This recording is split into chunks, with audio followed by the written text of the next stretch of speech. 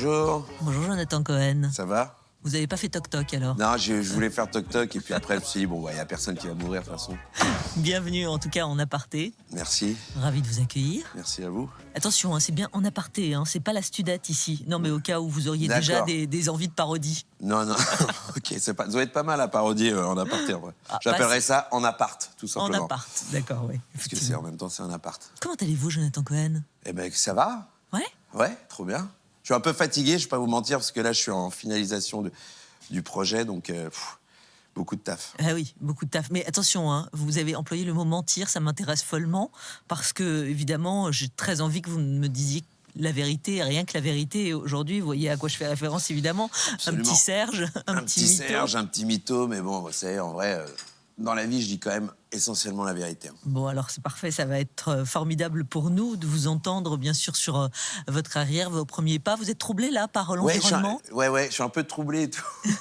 C'est très bizarre, parce que je vous ai dans l'oreille, en même temps, Ouais. je vois l'appart et tout, je dis, putain, il y a des trucs que je pourrais récup.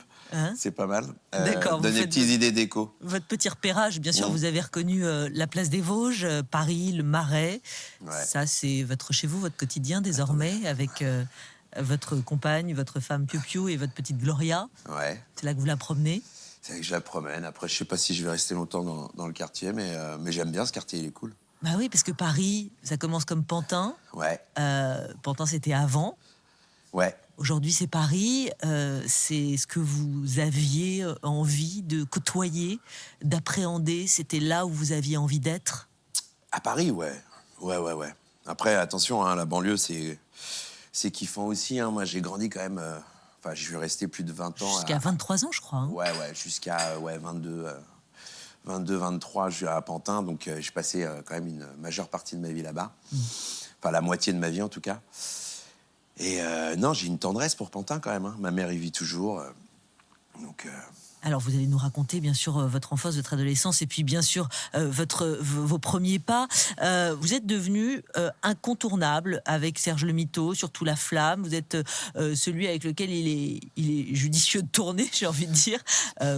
Oui, les castings de La Flamme ou du Flambeau parlent pour vous.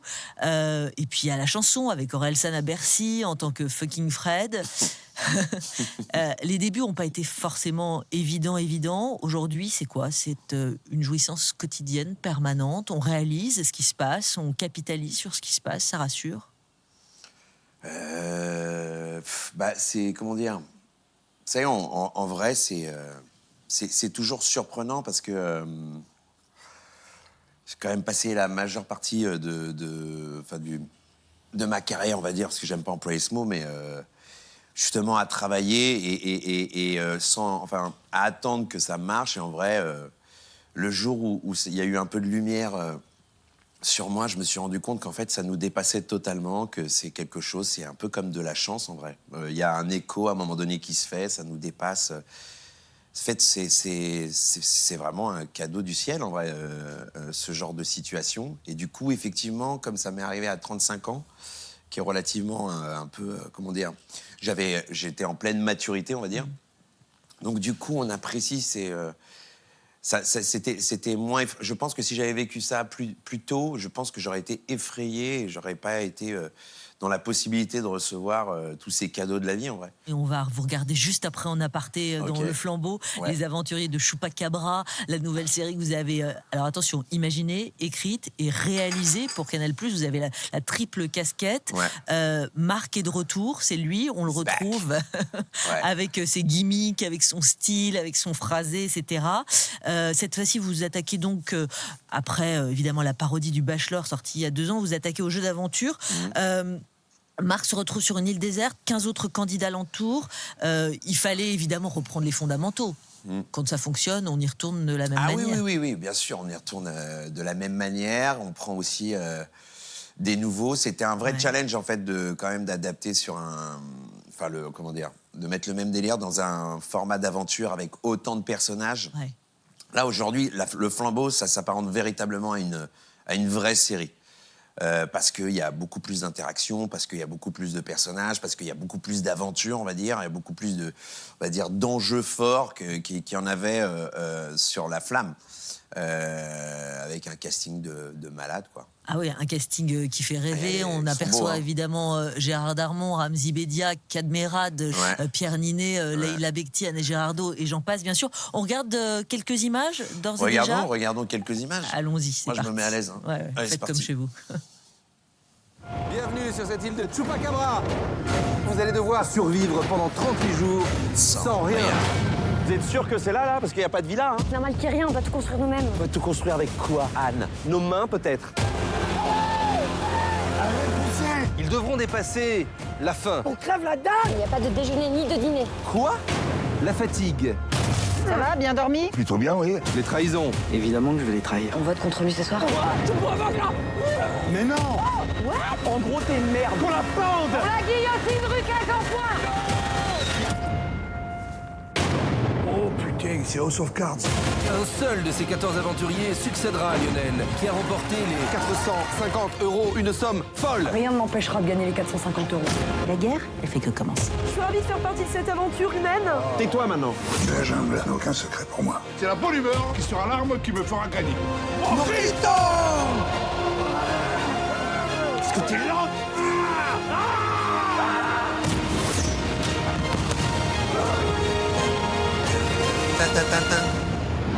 Les chronos, faites-vous vomir, c'est le seul moyen de perdre du poids rapidement. Alors, le tournage, ça a été, j'imagine, une grande partie de plaisir. Vous allez me raconter ça. On est en Corse et au Mexique, donc vous avez tourné sur les 2 sites. Et franchement, c'est une énorme récré que vous leur proposez à tous ces artistes, à toutes ces stars. On peut dire le mot tel qu'il est. Ouais. Bah, une récré, oui. Parfois, ça a été une récré. Après, c'est quand même beaucoup de travail. Hein. C'est-à-dire Bien sûr. que on va pas se mentir, quand on tourne 44 jours sur une plage, rien que déjà quand on est en vacances, on va à la plage, on est fatigué le soir. Donc imaginez-vous, si on travaille 14 heures par jour, on est éreinté. Après, en vrai, on a eu des moments complètement fous sur cette plage-là. On a vécu les épreuves. Notamment, il y a une épreuve qui a été pour moi qui a été, qui nous a fait basculer véritablement dans ce qu'était le tournage, c'est l'épreuve des radeaux, où on a construit des radeaux et on doit faire une course de radeaux. Et donc, tu as tout ce casting-là dans l'eau, en train de pagayer. Et je me souviens, on anticipait, on avait peur de cette épreuve. On se dit, wow, on va mettre 16 comédiens dans l'eau, les nanas, il y en a qui ont peur de l'eau. Et ici, est-ce qu'il va pas avoir trop de houle? Et puis, on est rentré dedans. Et puis on s'est tous rendu compte de la chance qu'on avait de vivre ce moment, parce qu'en vrai, dans la vie d'acteur, il n'y a pas beaucoup de films ou de séries qui proposent à des gens d'être dans l'eau en train de pagayer comme des enfants, comme si on était dans une émission d'aventure. Donc en vrai, à ce moment-là, ça a soudé véritablement toute la team d'acteurs, toute la team technique. Les mecs du son, ils étaient comme là, ils étaient à fond. Allez, le caméra, je suis. Tout le monde était à bloc et on s'est dit, waouh, on vit un truc extraordinaire. Ça, c'est trop bien. C'est ça, parce que je parlais de récré parce qu'évidemment, il y a une part d'improvisation. On ne peut pas imaginer un tel tournage sans improvisation. Vous connaissez tous relativement bien. Mais bien sûr, vous, il y a cette triple casquette que j'évoquais parce que vous faites tout, vous imaginez, vous écrivez, vous réalisez, vous les challengez aussi.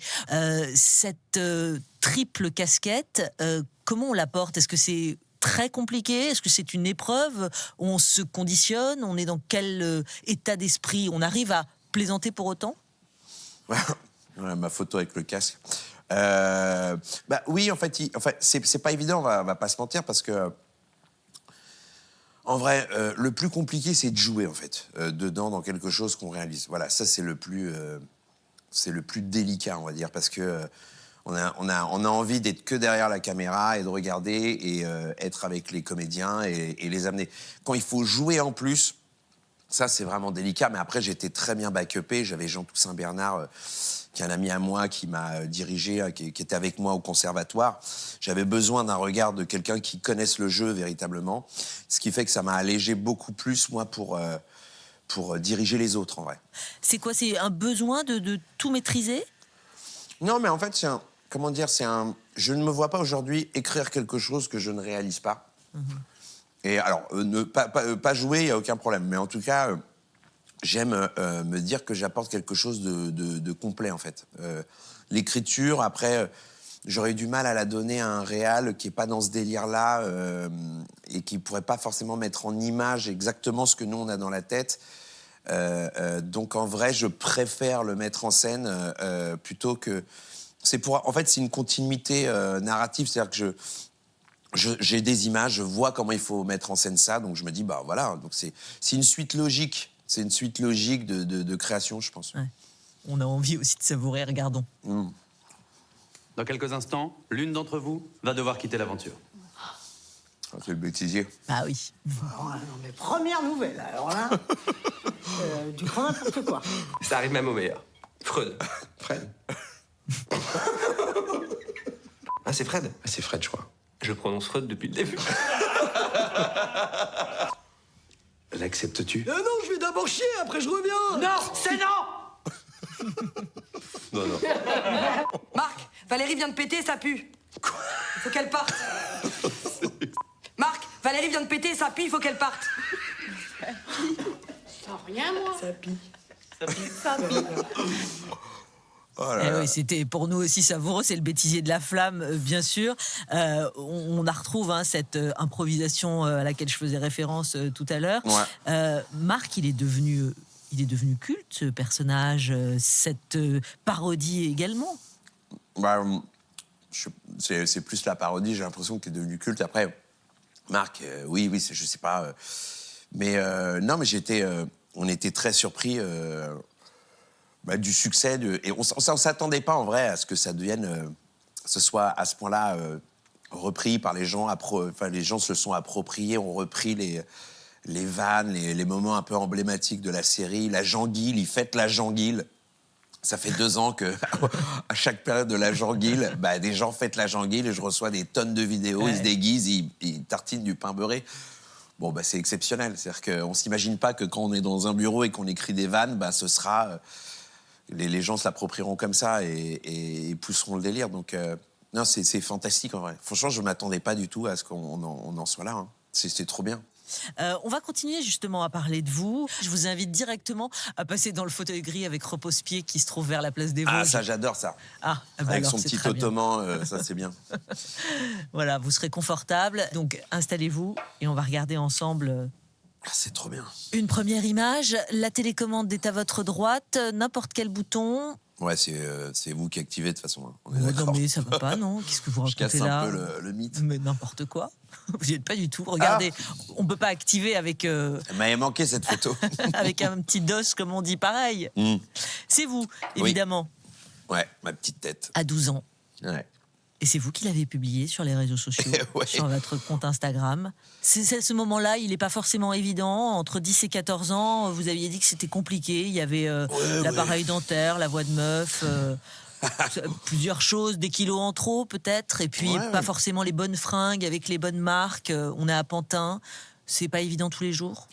Ouais, mais c'est dans la tête d'un ado, d'un pré-ado, donc en vrai, tout est dramatisé pour rien, en fait, pour des broutilles, mais tout est essentiel à ce moment-là, parce que, voilà, mais c'est une période particulière, on va dire, mais je pense que tout le monde passe par là, en vrai, donc c'est pas exceptionnel, hein. Je pense que cette période-là, elle est complicado pour tous les petits de 12-13 ans, parce que on sait pas qui on est, on veut être aimé, on veut être truc. Donc, quand on se sent pas bien dans ses pompes, c'est un drame. Alors, vous êtes alimenté par des films de kung-fu, du côté de votre grand-père rabbin. Votre papa est plus fan de Belmondo, c'est un vrai cinéphile, d'ailleurs. Ah ouais, vrai cinéphile. Des parents qui se séparent quand vous avez 5 ans, votre maman, elle fait tout pour que vous soyez au bon endroit, au bon moment, si j'ose dire. Mais vous raterez votre bac, vous travaillerez chez un imprimeur, vous vendrez des fenêtres. Ouais. Là, il se passe un truc quand même. Ouais, non, mais après, je fais quoi? Je fais de l'immobilier aussi, justement, avec mon meilleur pote. Et bon, c'était catastrophique, on était nuls. En fait, j'étais beaucoup nul dans beaucoup de trucs très longtemps. C'est-à-dire qu'en vrai, je me suis dit, waouh, j'ai des rêves, des ambitions de vie folle et tout. Et en vrai, j'ai pas du tout Et en vrai, tout ce que je fais à cette période-là, dès que je commence à taffer, c'est que des échecs. Et je me dis, waouh, ça va être chaud. En vrai, ça va être compliqué, en fait.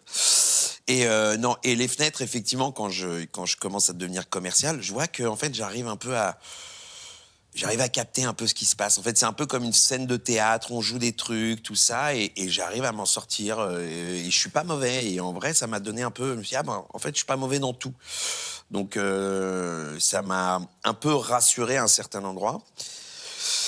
Puis après, voilà, est arrivé le cours d'improvisation le théâtrale. théâtre, Et ouais. oui, c'est là que tout se déclenche. Vous inscrivez au cours, vous jouez le spectacle de fin d'année. Votre maman, elle est en larmes en vous voyant sur scène. Ouais, c'est vrai. Le déclic, il opère de toute évidence là. Vous filerez à New York, vous découvrirez des textes classiques. Et puis, ça y est, comme Thiebel, de Lisa Azuelos, Les Invincibles, bref, Superchondriac et j'en passe. Les Salles Obscures. Et puis... un premier vrai rôle culte, regardez, en appuyant sur le bouton vous-même, c'est vous qui opérez dans cette émission. Waouh, c'est fou comme Ouais. ça active tout Tout d'un coup, je sais pas ce en qui s'est temps passé. réel. Je commence à poser un slam en anglais. Ouais. You don't wanna get paps in the prep, in the lap, picture. J'ai perdu un peu. Kenny West, mec, je l'ai ridiculisé. Ah ouais. Il était comme un mèche-qui, il était là. Et je vois Rihanna, elle pète un cap sur moi. Je vois, elle me regarde comme ça, elle fait... Je suis... Moi, j'aime pas trop Matt, je suis timide, j'aime pas... Quand elle me prend la main, je fais « Sorry, les gars. » C'est elle qui a choisi son champion. Un beau gosse. Et on arrive dans la broche, elle fait « T'es qui, toi ?» Ouais. Je suis qui? Je suis Serge. Et mais d'où tu sors? De quelle planète? Ouais. De la planète Terre. Elle gaulerie de ouf. Elle gaulerie 1 heure, frère, cette dame. Elle est morte de rire. Je fais, c'est vrai, c'est pas ouf ce que j'ai senti. Le voilà, évidemment, c'est Serge le Mito. Sergio, ouais. Évidemment, d'abord dans le format court de Canal bloqué avec Orelsan et Gringe. C'est Kian Kojandi qui vous propose de participer. Alors au départ, on part sur un épisode comme ça, et puis ça y est, là les choses s'emballent. 30 épisodes mis en ligne, faites un carton plein sur YouTube, votre propre série dérivée. Là, il se passe quelque chose, véritablement. Hein. Ouais. Mais c'est ce dont je vous parlais tout à l'heure, en fait, c'est vraiment des trucs qui nous dépassent, en vrai, parce que moi, je le fais en totale pureté. Le Serge, je m'attends pas une seule seconde. Pour moi, c'est un épisode... Et puis, ciao, bye bye. On se dit au revoir, on a passé un super moment, et puis chacun fait sa vie. Et en vrai, voilà, un exemple total de chance que dans nos métiers. Et il en faut de la chance, il faut beaucoup taffer, ça c'est 100% sûr, en vrai. Mais voilà un exemple de coup de chance, de planète qui s'aligne, et d'un coup on fait... Et toi, t'es là, tu reçois ça, tu fais quoi? Qu'est-ce qui se passe là? Ouais, il y a des temps de vue et tout, les nanas. Je fais wow. C'est marrant parce qu'en fait, je crois que le succès, personne ne peut se l'approprier, le succès de quelque chose. En fait, c'est trop en dehors. C'est pas à notre portée, c'est pas en notre pouvoir, en vrai. Vous avez peur Vous avez peur qu'à un moment, ça disparaisse? Ça peut. Vous y pensez? Bah oui, mais c'est le game, en fait, c'est le jeu. Je traduis en même temps, parce que c'est vrai que je fais beaucoup d'anglicisme, c'est catastrophique, je parle en verlan, j'ai 40 ans. Bon, voilà, c'est cata, mais je suis encore un petit ado dans ma tête, c'est ça qui est marrant. Mais oui, mais c'est le jeu, en vrai, c'est le jeu. Nous, on est les artistes, en règle générale, on est des moments de vie des gens, et on est des moments. Celui qui pense que ça va durer toute la vie, c'est une illusion, en fait. Alors, ça a commencé il y a quelques années maintenant, ça se poursuit très bien, ça s'est poursuivi aussi sur grand écran. Vous pouvez appuyer sur le bouton, on va vous voir dans un autre personnage. Vous allez vous souvenir, évidemment, vous aviez d'autres talents à montrer cette fois. Était à la messe, il tapait des mains, il buvait du vin, c'était l'allégresse. Un vendredi soir plongé dans le noir, Shabbat en famille. L'électricité, elle était coupée, c'est nos cœurs qui brillent. J'adore ça. Un soir de l'Aïd, j'étais en famille, tous à la maison. Ramsey, c'est pas Son possible. regard est vide, il a l'œil humide, le pauvre mouton.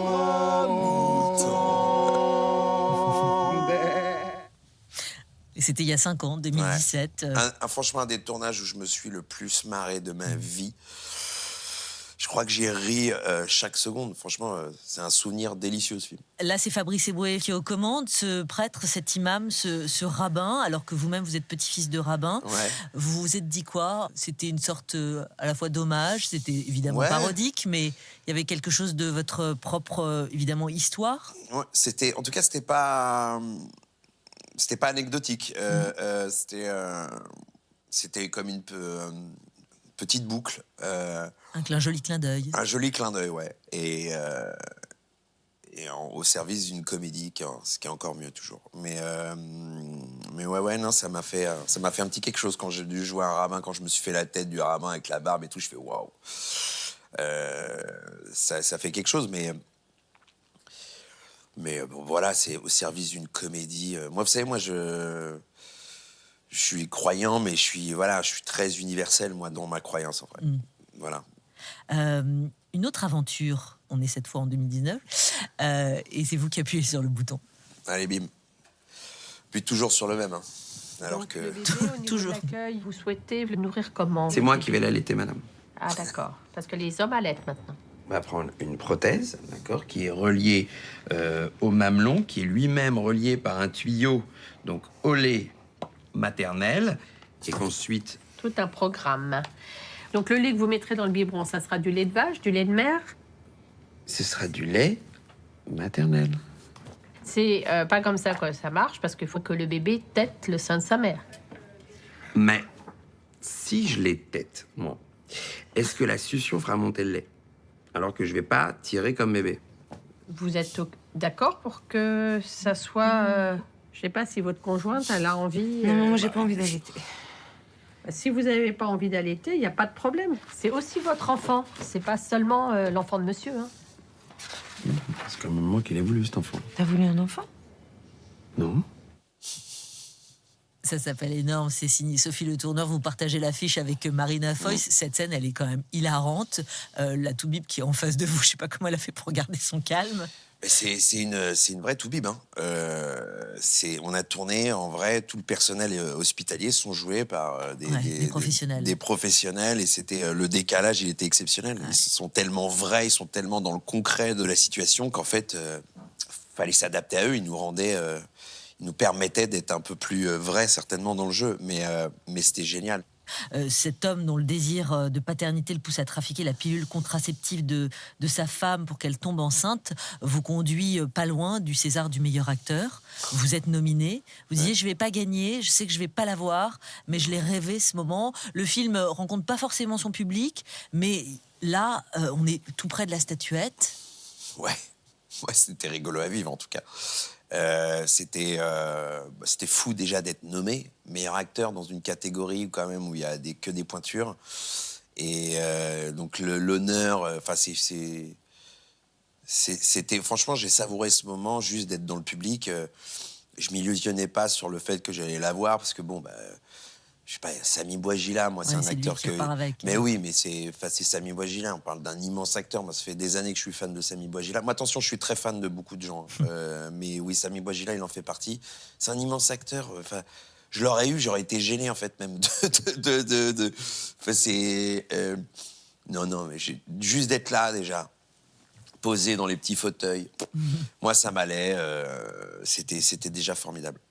Alors, je vais vous inviter à vous déplacer, si vous êtes d'accord, Jonathan, vers la bibliothèque.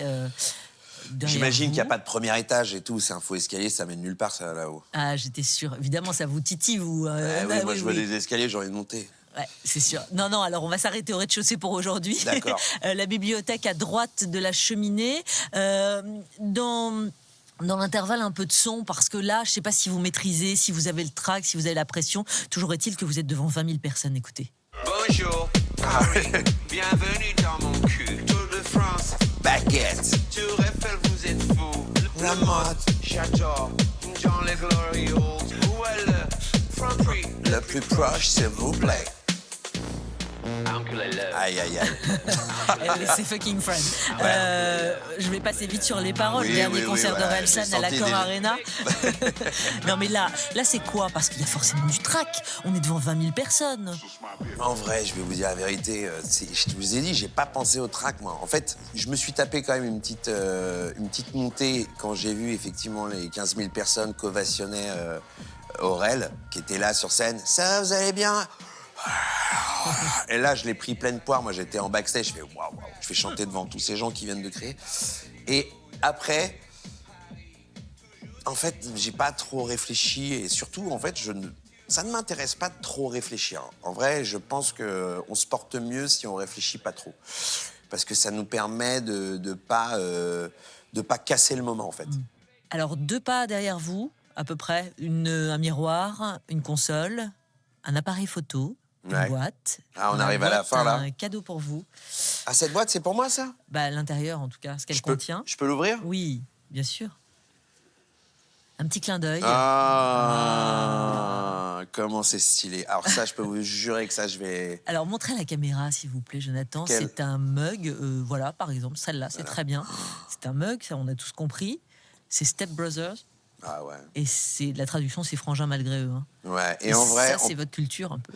Ouais, mais en vrai, je pense que ma génération, en tout cas tous ceux qui aiment la comédie dans ma génération, on peut remercier ces personnes du fond de notre âme, en fait, parce qu'en vrai, ils nous ont ouvert une porte vers une comédie, mais qui est exceptionnelle, qui est en même temps très absurde, en même temps smart, en même temps sans complexe.